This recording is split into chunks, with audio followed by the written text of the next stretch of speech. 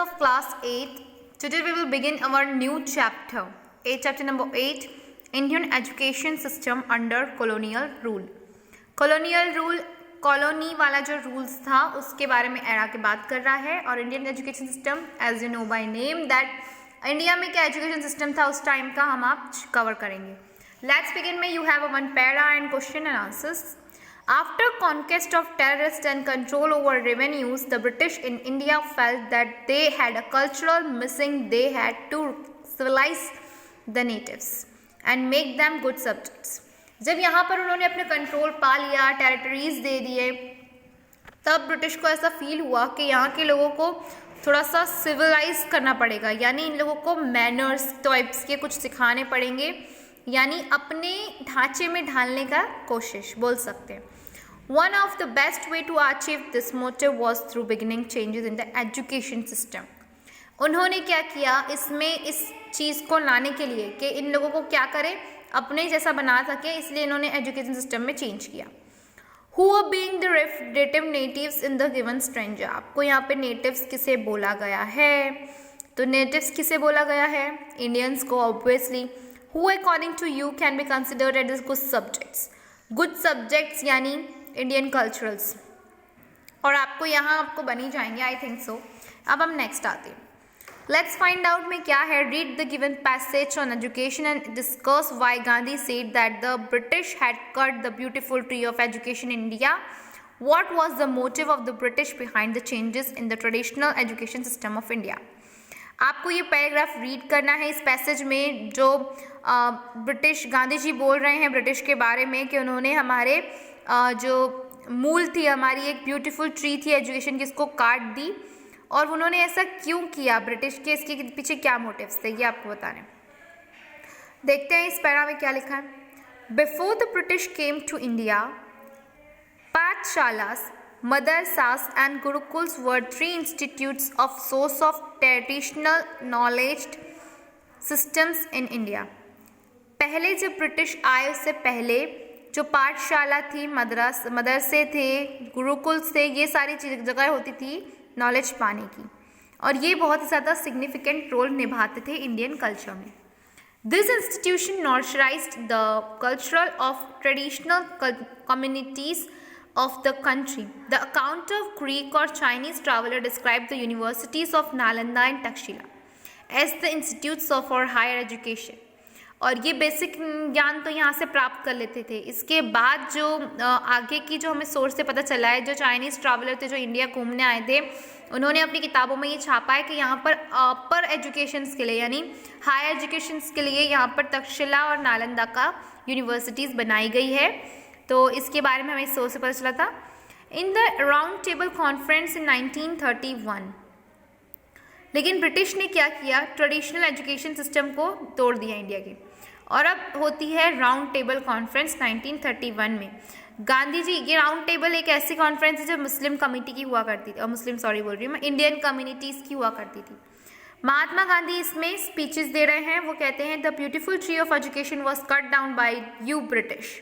उन्होंने इस सभा में बोला कि हमारी जो ब्यूटीफुल ट्री थी एजुकेशन की वो आप लोगों ने काट दी. Therefore today India is far more literate than it was 11 years ago.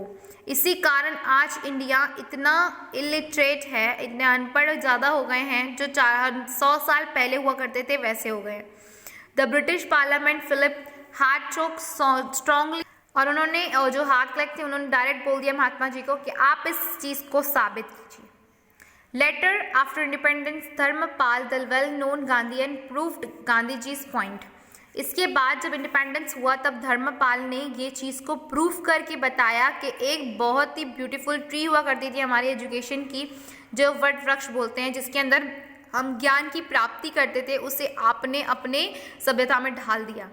Okay तो आज भी ये फेमस बुक जो ब्यूटीफुल ट्री म्यूजियम में रखी मिलती हैं. रिकॉर्ड्स में ये फाउंड है, जो कहाँ he found report that was represented by Macaulay in the House of Lords of the British Parliament and ancient education system of India.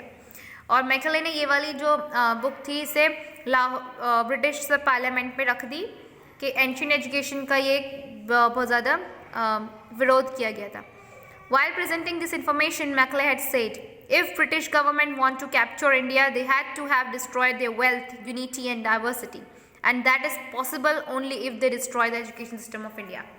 अगर हमें इंडिया को अपने बस में करना है, अगर इंडिया को अपने गुलाम बनाना है, तो हमें उनका एजुकेशन सिस्टम तोड़ना होगा, उनकी यूनिटी डाइवर्सिटी अलग करनी पड़ेगी, तभी ये लोग समझेंगे। और इसका मूल आधार है इन लोग का ज्ञान की प्राप्ति। तो इस ज्ञान की प्राप्ति के वे को ही हम चेंज करेंगे।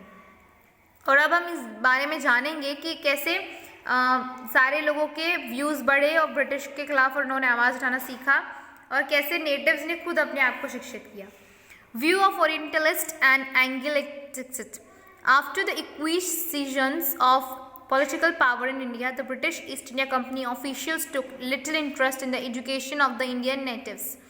However, due to constant pressure from different quarters, the missionaries and certain British officials, the company was compelled to take up the responsibility of promotion of education.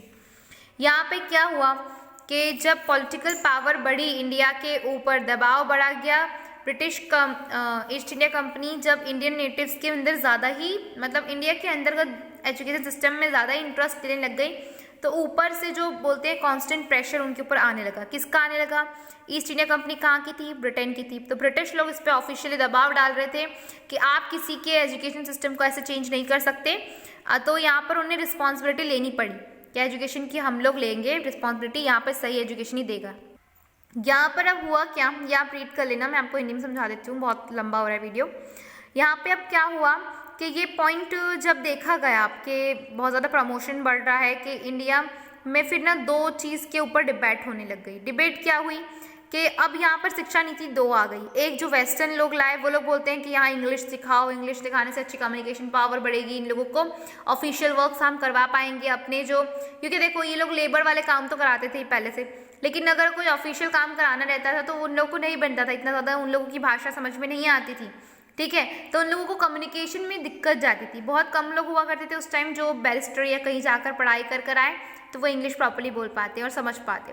तो ब्रिटिशर्स को यहाँ कम्युनिकेटर्स की ज़रूरत पड़ती थी, तो वो लोग चाहते थे कि यहाँ पर हम अपना वेस्टर्न इंग्लिश मीडियम लेकर आएँ ताकि लोगों को ये भाषा आ जाए हमारी वाली, तो हम इनसे कहीं भी मतलब ब्रिटेन में भी जाके काम करा सकें। तो ये वाली थिंग आई, और इंडिया चाहता था कि वो अपनी ही जो पौराणिक वाली जो प्रथाएं चलती जा रही है, लिटरेचर चलती जा रही है, उसी को हम प्रमोट करें। वही हमारी फर्स्ट प्रायोरिटी रहेगी कि हम अपने इंडियन कल्चर के बारे में लोगों को बताएं, उसकी लर्निंग सिखाएं, जो कि संस्कृत में हुआ करता था। अब यहाँ पे आपको बताएंगे कि हमारी महत्व बड़ी कब, ओरिएंटलिस्ट कब हुए हम लोग अपने अलग पहचान कैसे बना पाए। तो इनिशियली जब ये प्रमोटिंग टाइम चल रहा था, तब एक ओरिएंटलिस्ट जो नाम है विलियम जोन्स, जो इंडिया आए थे। ये विलियम जोन्स कौन है, पहले उनकी थोड़ी सी हिस्ट्री बता देती हूँ। ये कलकत्ता में 1783 में आए थे एज अ जूनियर जज सुप्रीम कोर्ट के, ठीक है। सुप्रीम कोर्ट में बहुत सारे जज हुआ करते थे उस टाइम भी, तो ये जूनियर जज की पोस्ट इन्हें मिली होंगी, तो ये इंडिया में आए थे। अब ये कैसे बंदे थे, इनको दूसरों की लैंग्वेज सीखने में बहुत मज़ा आता था। ये इनको ऑलरेडी कितनी आती थी, Greek, Latin, French, English, Arabic और पर्शियन, ये लैंग्वेज इनको आती थी। और जैसे ही कलकत्ता है, इन्होंने सुना कि यहाँ पे संस्कृत लैंग्वेज फेमस है, तो चलो अपन संस्कृत पढ़ते हैं। तो इन्होंने संस्कृत की ग्रामर पढ़ी, पोएट्री पढ़ी, जितने पंडित हैं सबको बुलवा के इन्होंने इसकी विद्या प्राप्त की। फिर he wanted to discover the ancient culture of India art. और भी इनको क्या चाहिए था कि हम अब इधर की जो पौराणिक नीतियां हैं उन सबको यहाँ पर डिस्कवर करना चाहते थे, फिर से बताना चाहते थे, लोगों तक इसके लिखकर पहुँचाना चाहते थे कि यहाँ की जो फिलोसॉफी है, रिलीजियन है, पॉलिटिक्स है, मोरलिटी, अर्थमेटिक, मेडिसिन, बहुत कुछ है जो इनकी बुक्स में लिखा हुआ है। हमें इनसे कुछ वो लेना चाहिए, इंस्पिरेशन लेकर कुछ करना चाहिए। तो he came across British official name Henry Thomas. उन्होंने अपने एक फ्रेंड के पास गए, हेनरी थॉमस और नेथियल हेलहेड। उन्होंने एंगेज सिमिलर एक्टिविटीज़ में उन दोनों को कर दिया कि इन लोगों को क्या करना है, इन सब कल्चर्स के बारे में, इंडिया के और वेस्ट के बारे में डीप स्टडी करनी है। तो they were the view that Indian civilisation has over a period of time lost in past glory which would be revived by discovering its ancient scared and legal text, understanding the real ideas and lost content in them, and considering them basis of future development in India. तो यहाँ पर जब उन्होंने इसके बारे में research किया, जब जाना, तब इन्हें समझ में आया कि नहीं यार, इसमें बहुत गहरी विद्या प्राप्ति है, यहाँ पर बहुत ज़्यादा इसमें साइंस और डेवलपमेंट की बात है जो इन लोगों को नहीं पता है। तो इन्होंने ये सब क्या किया, फ्यूचर डेवलपमेंट्स की बातें यहाँ पर जाहिर की कि इंडिया के अच्छे के लिए, कि इस बुक्स में बहुत सारा ज्ञान की बात भी लिखी है। In order to augment the study of ancient Indian culture and civilization, John Cookbrooke and Hathel came together and set up the Asiatic Society of Bengal in 1784. और इन्होंने सोचा कि इतनी सारी जानकारी जब दी है तो हमें इसके बारे में और रिसर्च करना चाहिए। तो ये दोनों क्या करते हैं, एक यहाँ पे रिसर्च सेंटर डाल देते हैं, एशियाटिक सोसाइटी को बुलाते हैं और यहाँ 1784 में बंगाल में ये सेटअप लगा डालते हैं। Here they collected ancient manuscripts of India, और उसको समझते थे, इंग्लिश में ट्रांसलेट करते थे। यानी बहुत सारी जो पुराणों में लिखी हुई वेदों में बात है जो आज भी यहाँ इंग्लिश वाले अपनों में चला रहे हैं, वो कहाँ से आई है, इंडिया से ही आई है। तो यहाँ पर वो चीज़ें जो संस्कृत में लिखी हुई थी उसको पहले सीखा संस्कृत को सब पंडितों को बुलाकर, और यहाँ की जो मेन जो बुक्स थी उसको क्या किया, ट्रांसलेट करवा दिया इंग्लिश में। और इनके जो जनरल है वो ये स्टार्ट कर देते हैं जिन्हें बोला जाता है एशियाटिक रिसर्चर्स, के इसको फिर पब्लिक किया जा रहा है, पब्लिश किया जा रहा है, यानी छपवाया जा रहा है। और ये बेनिफिट तो दे रहा था, लेकिन इसमें क्या हो रहा था कि ये दोनों को बेनिफिट दे रहा था, इंडियंस को भी और ब्रिटिश को भी। इंडिया को किस लिए, क्योंकि उसकी जो बोलते हैं उनकी बातें लोगों को तक पहुंच रही थी, इंडियंस ने जो लिख कर गए थे, तो ये इंडियंस के लिए फ़ायदा ही था। और ब्रिटिश को तो मिल ही रहा था क्योंकि ये ज्ञान की चीज़ें थी जो साइंस और डेटा में रिसर्चेस में बहुत काम आई आगे जाके। Indian would discover their glorious past with while the British would learn from Indian culture and become the custodians of India।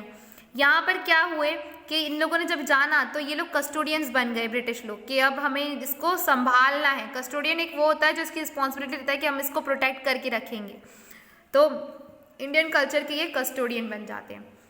Many other company officially also felt that the British should not force Western learning upon Indians and just teach them what they valued।